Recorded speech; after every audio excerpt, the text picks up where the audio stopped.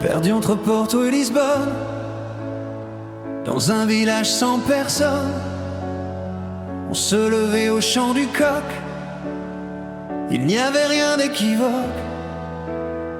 et les yeux fermés par la nuit, on quittait nos draps sans bruit.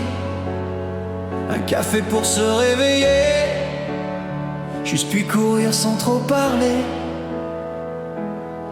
Un café noir un peu sucré, pour avoir la force d'y aller. On était là tous les 20, mais les matins, ça piquait bien. Et puis devant les oliviers, avec nos canons tapés fort, il y avait au pied de ce décor des trous faits par les sangliers. D'autres ramassaient les olives, d'autres enlevaient les feuilles vives. On chargeait des grosses bassines au milieu de vieilles ruines, yeah. Un café noir un peu sucré, pour avoir la force d'y aller. On était là tous les 20, mais les matins, ça piquait bien. Bacalhau, fruits de mer, cochon de lait, poulet grillé bien éclaté.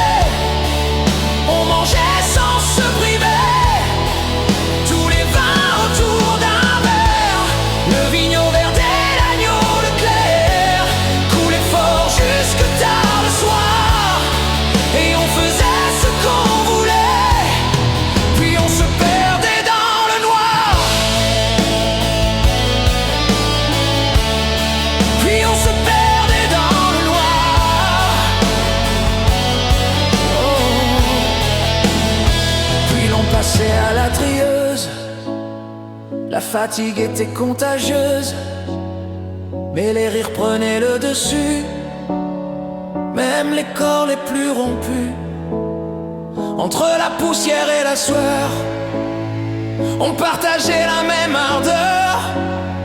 On triait les olives dans le bruit, on riait encore dans la nuit. Un café noir un peu sucré, pour avoir la force d'y aller. On était là tous les 20, mais les matins, ça piquait bien. On est parti vers le moulin, quand le soleil prenait son déclin.